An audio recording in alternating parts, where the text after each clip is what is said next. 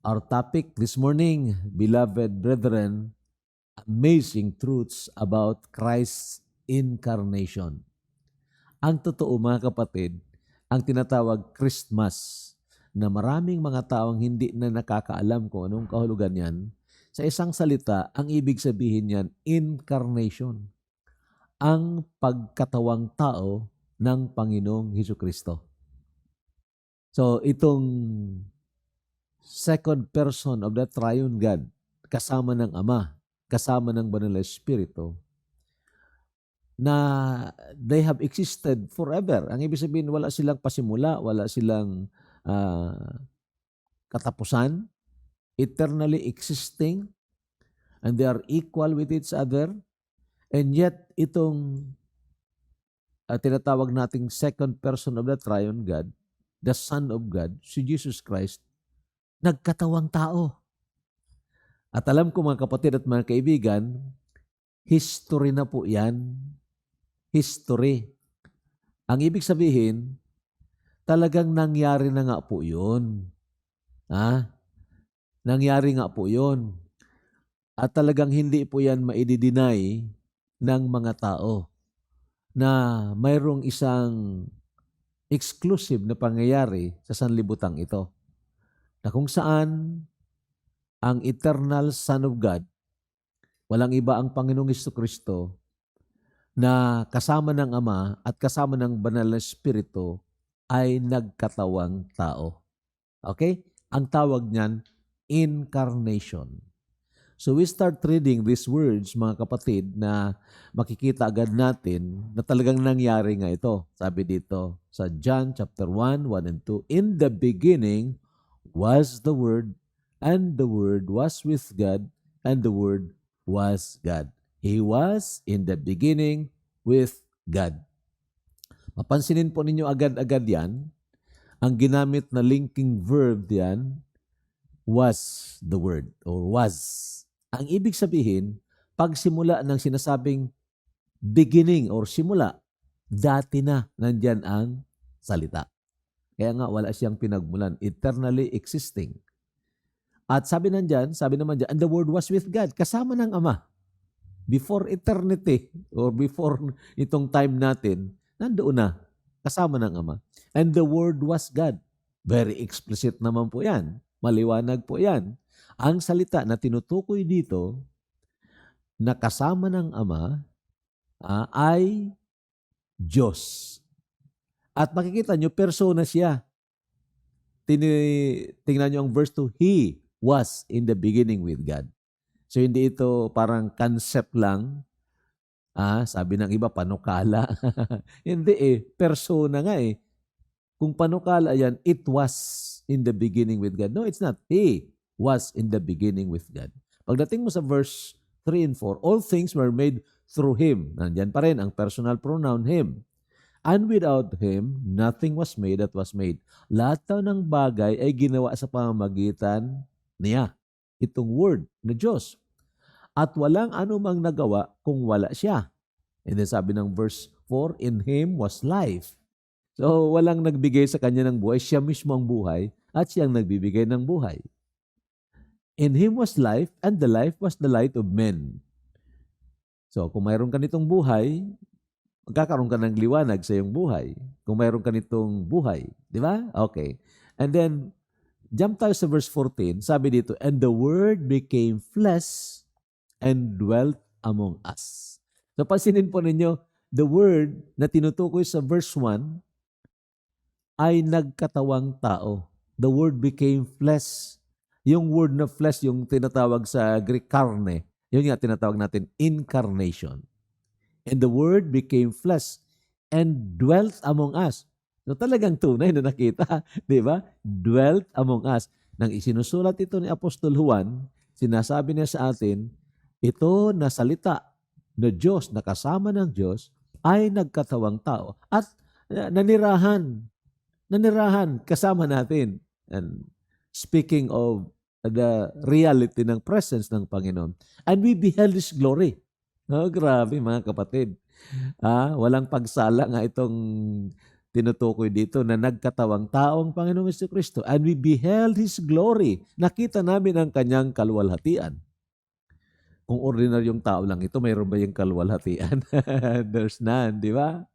The glory as of the only begotten of the Father, full of grace and truth. Maliwanag yan, maliwanag pa kaysa sikat ng araw.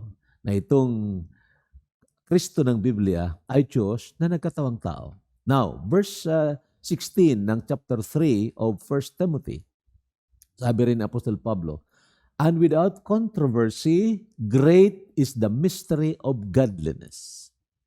Grabe yan, misteryo ng godliness, hiwaga ng pagka-Diyos noon. God was manifested in the flesh, justified in the Spirit, seen by angels, preached among the Gentiles, believed on in the world, received up in glory. So, maliwanag po ito. Walang ibang tinutukoy ang Panginoong Jesucristo. God was manifested in the flesh. Huwag na huwag kayong magkakamali, mga kapatid, tungkol sa persona ng Panginoong Jesucristo. Pag ang sinampalatayanan ninyo ay ang Kristo na tao lang at hindi Diyos, tudas kayo. Antikristo yun. Peke yun na Kristo. Di ba? Ang Kristo ng Biblia, maliwanag po, Diyos na nagkatawang tao. And so, that is the incarnation. Now, some quotes about the incarnation of Christ. Talagang mahalaga ito. May mga nag-quote. Isa dito si C.S. Lewis. Isa ito sa popular na scholar of the 20th century. Medyo marami siyang aklat. 25 years ito siya na atheist. And then later on, naging mananampalataya, naging preacher siya. At sumulat siya ng mga aklat. Ito, sabi niya ni C.S. Lewis, the incarnation of Christ is the central miracle. The grand miracle. Grabe, no? Ang paging tao daw ng Panginoong Jesucristo ay sentrong milagro. Grand miracle. The great miracle. Oo nga naman. Oo nga naman. Hindi yan kayang ipaliwanag ng tao. Pero yan po ang nangyari. Now, si Martin Luther, ang great reformist na naging founder ng Protestantism, sabi rin ni Martin Luther, incarnation is the eternal God compressed into the size of a man's hand. Grabe, no? The eternal God, yung walang limitasyon na Diyos, eternal, immense God. Sabi pa nga ng 2 Kings, the heavens and the heaven cannot contain you. And yet, He became a man. He tabernacled with us. The eternal God compressed into the size of man's hand. Grabing greatness nga po ito. So, incarnation, in simple definition, is the enfleshing of God. Ang pagiging laman o ang pagiging tao ng Diyos. So, that's simple. And the incarnation, mga kapatid, ito pa, medyo theological ito, ha? The union of divinity with humanity in Christ. Ang tawag dito sa theology, hypostatic union. Hindi naman tayo mga scholars na kailangan gamitin natin yung mga mga theological words. So, hindi natin kailangan yun. Pero kailangan maunawaan natin ang divinity at ang humanity ay pinag-isa. Grabe, no? Meaning the nature na divine, ang nature na human, pinag-isa. And yet without sin. Kasi hindi nga dumaan doon sa nature ni Adan na nagkasala. Kaya nga virgin birth. Okay? Virgin birth. So, the incarnation is the union of divinity with humanity in Christ. Kaya, itong Kristo ng Biblia, 100% God and 100% man. He is the God-man. Hindi na 50% Diyos, another 50% is man. Hindi po yun. He is true God and He is true man. That's the incarnation, mga kapatid. Now, we will go with our topic, amazing truths about Christ's incarnation. Alam po ninyo, kung minsan, we become engrossed with, historical celebration, and yet we did not contemplate, we did not, meditate more and deeper on Christ's incarnation. Kasi by nature, ang tao, ganun gusto ng celebration. Pero ang bida sa celebration na ito, kung minsan nakaligtaan ng maraming mga tao. Kaya, nakakalungkot nga eh. Kung sasabihin pa na si Jesus Christ ay nag-birthday, pero ang kinakanta, hindi naman happy birthday kay Jesus. Ang kinakanta, yung Santa Claus is coming to town and so on and so forth. So, nakakalungkot. So, ngayon, sa biyaya po ng Panginoon, we will try to deal with this. Samahan ninyo ang inyong abang lingkod. One amazing truth about Christ's incarnation is this one. He is the Creator, yet born in a borrowed manger, and nang siya'y mamatay, He was buried in a borrowed tomb. Oo nga. Siyang lumikha ng lahat ng bagay. Maliwanag yung sa binasa natin. Subalit nang siya'y magkatawang tao, isinilang siya doon sa sabsaban.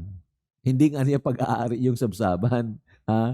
Pag-aari yun ng baka. At bakit nangyari yun? Pinili yun ng Diyos na yun talagang mangyari? Hindi yun dahil parang nalaman agad ng mga tao na makasalanan na itong paparito ay hari ng mga hari, Panginoon ng mga Panginoon, at nireject nila ang Panginoon. Hindi po. Talagang pinili yun ng Diyos. So hindi yun aksidente na doon sila napunta sa Bethlehem. Hindi aksidente na isinilang ang Panginoong Jesucristo doon sa sabsaban. It was God's appointed time. It was God's appointed place. So bakit? Creator. Siya ang lumikha ng lahat ng bagay. Pwede niyang piliin na siya ay isilang sa palasyo, sa pinakamarangyang palasyo. And yet hindi po yun ang pinili ng Panginoon. Mas pinili niya na isilang siya sa sabsaban. At nang mamatay na nga siya, kung naalaala ninyo, nang hiram pa ng libingan, mayroon doong isang mayaman, si Joseph of Arimathea, na mayroong pinaghanda na libingan para sa kanya.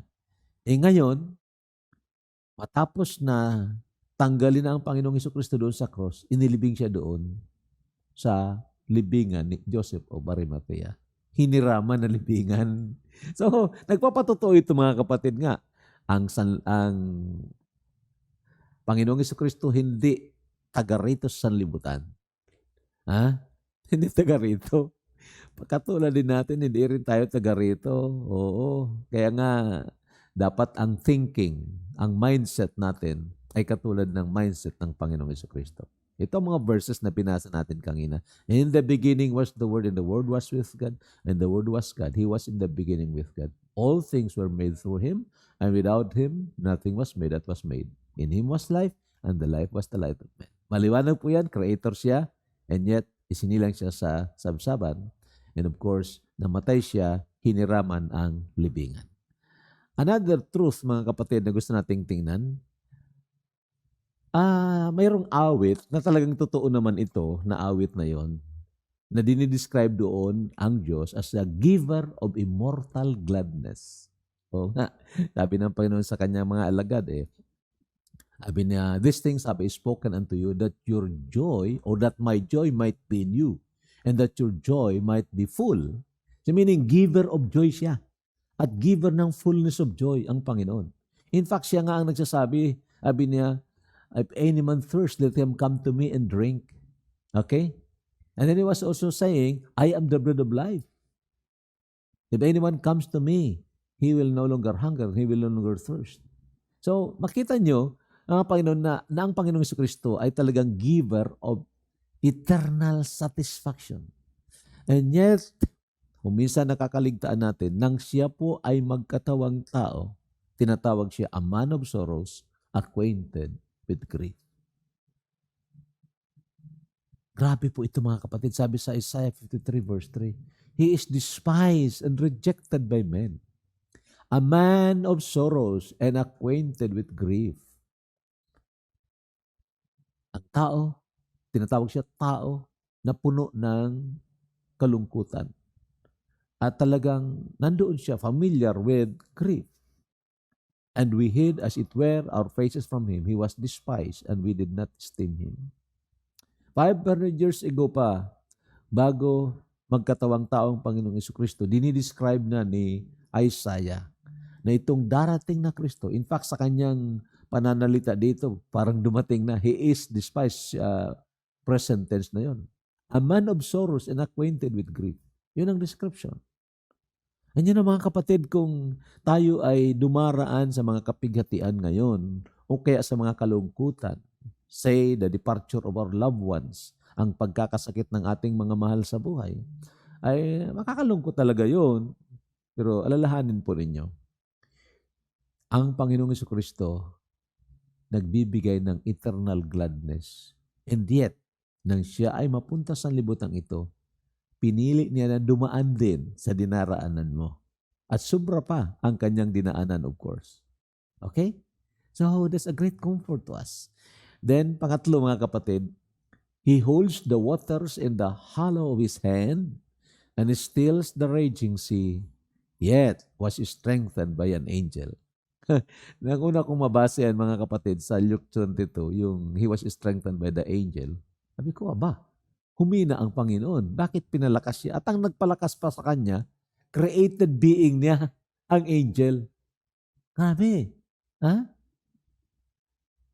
Pwede naman niyang gamitin ang kanyang pagka-Diyos na hindi siya maapektahan ng kahinaan ng katawan. He can do that. But He did not choose to do it. So, He holds the water. Siya, hawak niya. Ang lahat ng tubig, medyo metaphorical yan na pagsasalita. Pero totoo yan, ang lahat ng tubig sa buong sanlibutan o sa buong universe, sabihin pa natin, tubig ng dagat, tubig ng ilog, lahat ng tubig, nasa kamay lang kuno yan ng Panginoon, in the hollow of His hand. At alam natin na ang Panginoong Jesucristo na nandito sa sanlibutan, dumaan sila sa bagyo kasama ng kanyang mga disciples, pinatigil niyang bagyo, pinatigil niyang hangin. He can do that. And He was able to do it. A display of His power. Yet, sa panahon na yun, nananalangin siya sa Getsemani, na halos ang pagpatak ng kanyang pawis ay parang pagkatulad ng pagpatak ng dugo. He was strengthened by an angel. Ito pong sabi, Isaiah 40 verse 12, Who has measured the waters in the hollow of His hand? Okay nga. Sino nga? Sino ang nagsusukat niyan? Measured heaven with a span and calculated the dust of the earth in a measure. Weighed the mountains in scales and the hills in a balance. O sino ang umahawak niyan at parang tinitimbang niya? Of course, the God of the Bible. Then pagdating mo sa verse 28, ini-encourage dito ang mga discouraged na Israelites. Sabi niya, have you not known? Have you not heard? The everlasting God, the Lord, the creator of the ends of the earth, neither faints nor is weary. Hindi siya nanghihina o napapagod man. His understanding is unsearchable. Ito nga po ang Diyos ng Biblia. And yet, nang siya ay magkatawang tao, sabi ng Luke chapter 22, and He was withdrawn from them about a stone's throw, and He knelt down and prayed, saying, Father, if it is your will, take this cup away from me. Nevertheless, not my will, but yours be done. And then tingnan niyo ang verse 42.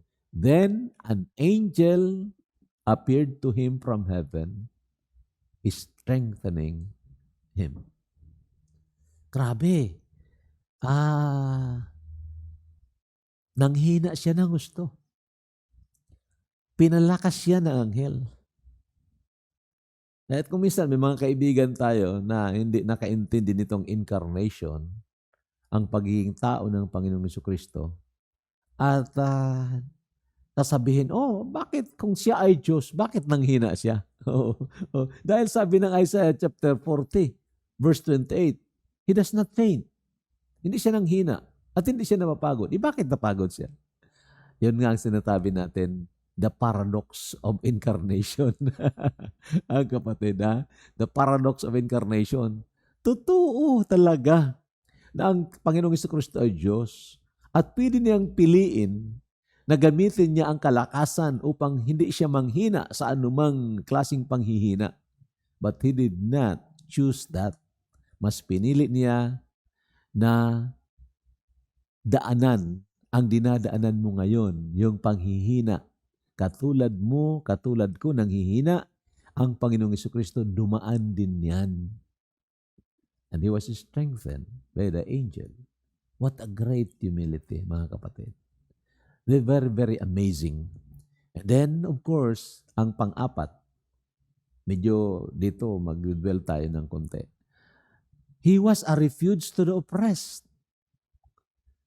Siya ang pwedeng lapitan natin sa panahon ng mga may mang-aapi sa atin.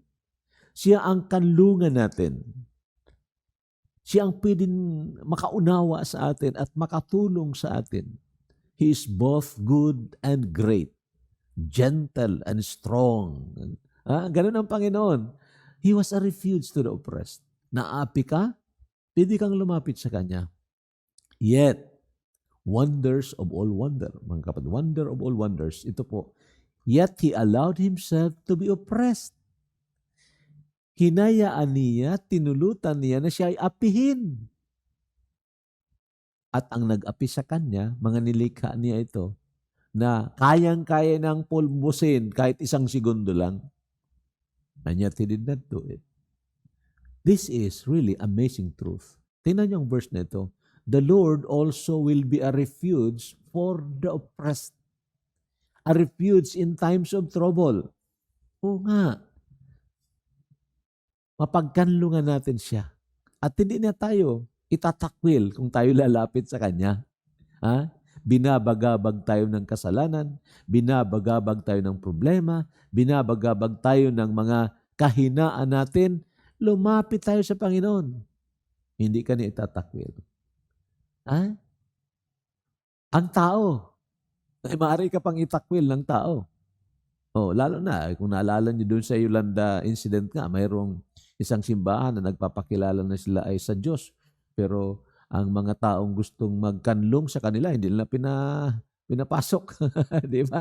Naalala ninyo yan. Pero ang Panginoon, hindi ka niya itatakwil. The Lord also will be a refuge for the oppressed. A refuge in times of trouble. And yet, wonders of all wonder, sabi po dito, verse 7 ng Isaiah 53, He was oppressed and He was afflicted. Reality po yan, historical po yan mga kapatid. Siya ay inapi. Doon nga sa akusasyon sa Kanya. Unang-una, doon sa paghuhuli sa Kanya. Hindi naman siya pwedeng hulihin na gabi. Di ba? Inuli siya gabi. Grabe Kung sa atin pa ngayon, nagmamadali yung judge dahil nasuhulan siguro, kahit na hindi official day, ay nagkaroon ng inquisition. Parang ganon. So ito, He was oppressed and He was afflicted. Hinayaan niya yon. Binugbog siya, wala naman siyang kasalanan. Hinampas siya, wala siyang kasalanan. Di ba? Pinako siya sa cross, wala siyang kasalanan. Yet nakapagtataka, sabi na dito, He opened not His mouth. He was led as a lamb to the slaughter, and as a sheep before its shearers is silent. So He opened not His mouth.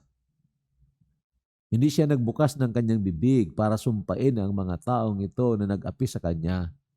Ni kaya nagbukas ng kanyang bibig para magreklamo sa pang-aapi sa Kanya ng mga taong ito. Hindi po. Hinayaan niya na siya iapihin. Mga kapatid, hindi ko po kayang ipaliwanag yun. Hindi ko po kaya, pero katotohanan po ang mga bagay na ito na sinasabi ko po sa inyo. Nangyari po ito sa Panginoong Jesucristo. Marami pang iba dyan na pwede nating makita. Itong apat lang na ito. Creator, yet He was born in a borrowed manger. Creator, yet He was buried in a borrowed tomb. Di ba? Siya ay giver of immortal gladness, and yet He was a man of sorrow, acquainted with grief. Grabe po talaga mga kapatid. Kayang-kaya niyang hawakan ang sanlibutan ito. Kayang-kaya niyang sukatin ang karagatan, ang lahat ng tubig, the mountains and everything. Meaning, He is very powerful, and yet He was strengthened by the angels. At ito ngayon, siya ang mapagkanlungan natin sa panahon ng kapighatian, sa panahon ng mga may mang-aapi sa atin. And yet, hinayaan niya na siya apihin. Grabe po ito mga kapatid at mga kaibigan. Now, ito po ang tanong sa atin ngayon. Some thoughts to ponder. Mahalaga kasi ito mga kapatid. Kung superficial lang ang approach natin sa pag-aaral ng salita ng Panginoon, yun, sapat na yun siguro. Pero alam niyo, kung gusto nating makuha yung mga precious stones, spiritual precious stone, then we have to dig deeper. We have to dig deeper. So some thoughts to ponder. Why is it necessary for the eternal Son of God to experience these things? Bakit kinakailangan niyang experiencehin yun? Na mga kahirapan na yun. Yung pagpapakumbaba, bakit kailangan experiencehin niya yun? Hindi ba niya kaya tayong iligtas kung hindi niya yun gagawin? Can He not save us without undergoing these things? Ha? Yan ang tanong. Pag bulay-bulayan ninyo, wala na bang ibang paraan? O mayroon pa? Sabi ko nga sa inyo pwede niyang utusan si Michael the Archangel at siyang magkakatawang tao at si Michael the Archangel ang isisilang doon sa sabsaban. Si Michael the Archangel ang mamamatay sa cross at mabubuhay na mag-uli. Pwede niyang gawin yun. But He did not do it. At bakit nga? Ha? Bakit nga? Pwedeng gawin niya, halimbawa, ang gusto niyang iligtas, sabi niya, okay, lahat kayo, gusto kong iligtas. Pa! Ganun, pwede niyang gawin yun. In a split of a second, He can do that. Okay? Kahit na itong COVID-19 ngayon, hindi kailangan mga bakuna na yan. Kung gusto ng Panginoon, sabihin ng Panginoon, COVID-19, tigil ka dyan. Tigil yan. Kaya gawin ng Panginoon yan. Hindi siya limitado dyan. Maaari siyang gumawa ng maraming kaparaanan para ikaw at ako na makasalanan ay iligtas. Bakit hindi niya yun ang ginawa at pinili niya na siya mismo ang maghirap, magtiis para sa iyo at para sa akin? Ha? Now, the next question is, ang tanong ngayon is the value of our soul the compelling reason for these sacrifices? Ang halaga ba kaya ng ating kaluluwa ang siyang parang nagpilit, compelling reason, ang siyang naging dahilan para dumaan ang Panginoong Jesucristo sa ganitong mga sacrifices? Is it because of your value per se? Ito ba ay dahil sa napakahalaga ng Panginoon sa iyong harapan, sa kanyang mga mata, kaya't kailangang i-rescue ka, i-rescue ako? At sa kanyang pag-rescue sa atin, it doesn't matter na daraan siya sa ganitong grabing sakripisyo. Ganun ba kaya? Kung ito ang nakita natin na we are so valuable before God, and God, parang ang value natin, ang consideration, kung kaya siya nagkatawang tao, then God is making most of us. Pero ang tanong, ito pa rin, pagbulay-bulayan ninyo, kung tungkol sa value natin, hindi ba kayang gumawa ng Panginoon ng maraming mga tao? So sabihin natin, the value of these 7 billion people, na lahat yan may eternal soul. Hindi ba kayang gumawa ng Panginoon ng more than pa 7 billion people? Ha? Na gusto niyang makasama doon sa langit? Kaya niyang gawin yun. Di ba? So, hindi kailanman na parang ang Panginoon ay natatali sa kung anong compelling reason outside from His nature, outside of His attribute. Okay? Meaning, hindi siya na parang bagang napipilitan lang gumawa kahit na mali o hindi tama sa kanyang kabanalan o sa kanyang naturalesa. Hindi po. Everything that God does, sabi pa nga ng Psalms 135, everything that He pleases, He does it. Or He do it. Or He did it. Ginawa niya yon. Whether in heaven or in the seas, ginawa niya ito. Ibig sabihin, walang nagpilit sa Panginoon outside from Himself. Very, very important na maintindihan po natin ito. Alam niyo bakit? Kung maintindihan po natin ito, then makikita natin na tayo ay makakalaya doon sa pagiging self-centered natin. Anyway, ito ang answer. The incarnation of Christ with all of the sacrifices involved in it is not a response to our worth or value. Hindi po ito sa response ng Panginoon dahil napakahalaga natin sa Kanya. Kasi pwede siyang mag-create ng marami pang mga tao kung gustuin niya. But rather, ito na ngayon, but rather, overflow ito ng kanyang infinite worth. Itong paghihirap ng Panginoon, ang ibinibida niya dito, ang kanyang sarili na talagang dapat bida talaga siya. This is not an egotistic ambition. No, God cannot be, parang katulad natin may selfish ambition to be exalted. Hindi. But rather, God is already there. Nandiyan ang Panginoon. He is exalted. At gusto niyang bihagin ang ating mga puso na kahit na nandiyan siya sa taas, hahanguin niya tayo diyan sa lusak ng kasalanan sa pamamagitan ng kanyang pagpapakumbaba. Very, very important po na maintindihan natin ito. Okay? So it is not a response to our worth na parang napakahalaga natin, but an overflow of His infinite worth. Ang katotohanan ng ito, mga kapatid, magliligtas sa atin sa tinatawag self-centeredness. This truth delivers us from self-centeredness. Alam ba ninyo na naka-default tayo dyan?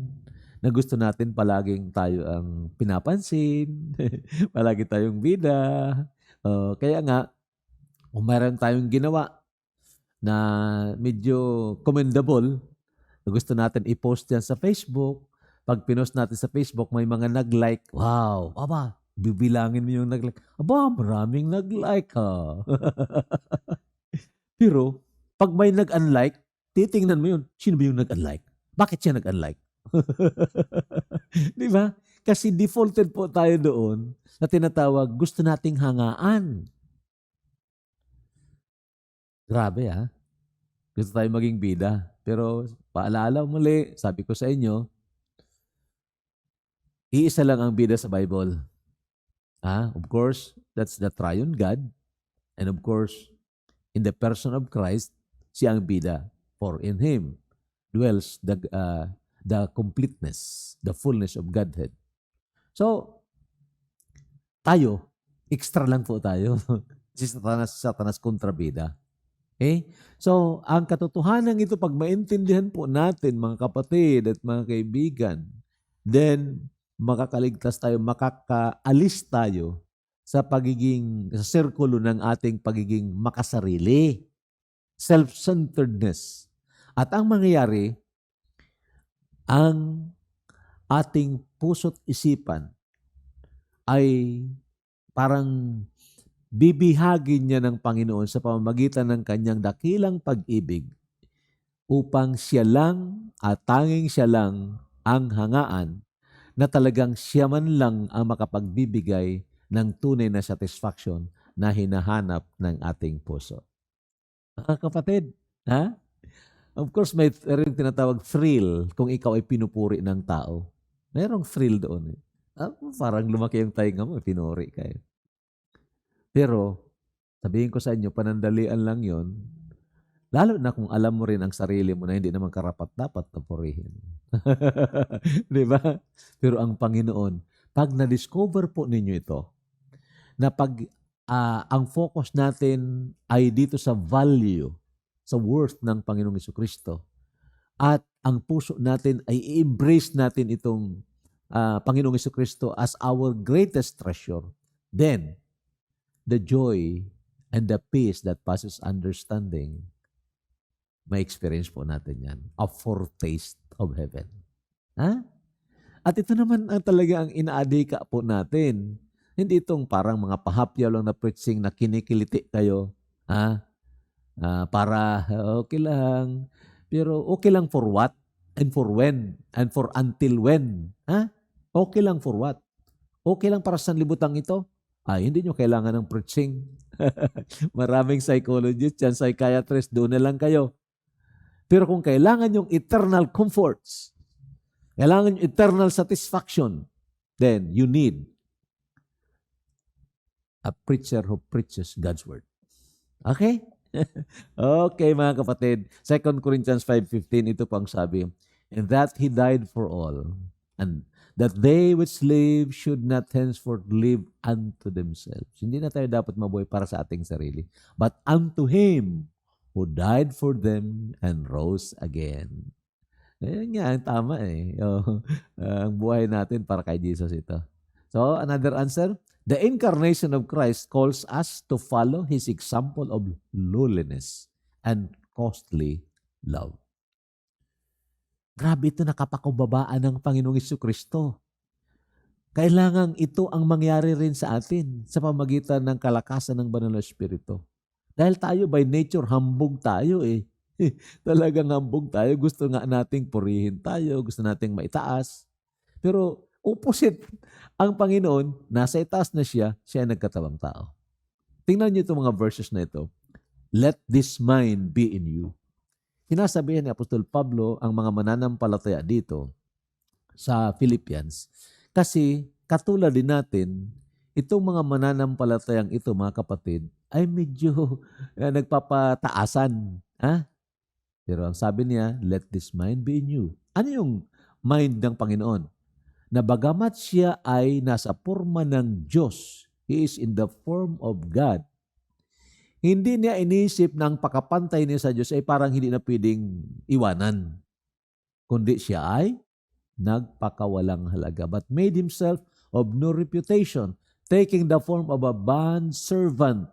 Nagisiyang alipin, pinakamababang uri ng alipin, a doulos, a bondservant, and coming in the likeness of man, nagkatawang tao po siya. Yun nga ang incarnation. And then, and being found in appearance as a man, He humbled Himself. Grabe ng kapakumbabaan yun, yung condescension niya, God, He became man, grabe na yun. Ha? And yet sa paging tao niya, mga kapatid, naglalong nagpakumbaba pa siya. He humbled Himself even to the point of death. At alam ko na alam niyo yan. History po yan. Nakita po ninyo sa mga binasa nating mga talata ngayon, even the death of the cross. Grabing humility po ito, mga kapatid. At ito,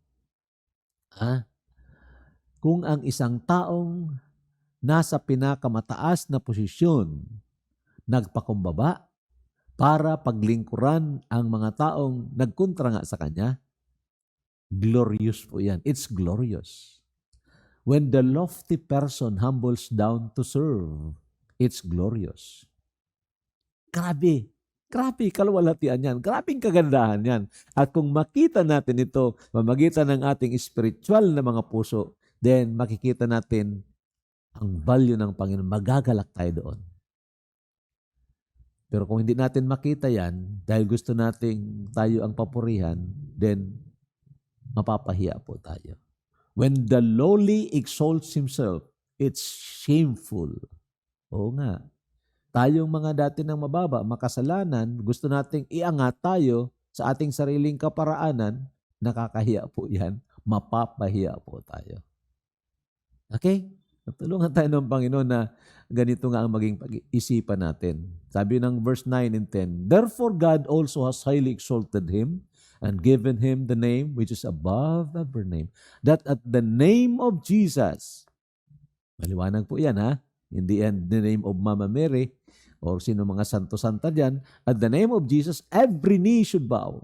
Lahat ng tuhod, nasa langit, yung mga created beings sa langit, sa ibabaw ng lupa at nasa ilalim ng lupa. Every knee, lahat ng tuhod. Para kay Jesus lang yan. And sabi ng verse 11, "and that every tongue should confess that Jesus Christ is Lord, to the glory of God the Father." Grabe mga kapatid ito. Let this mind be in you.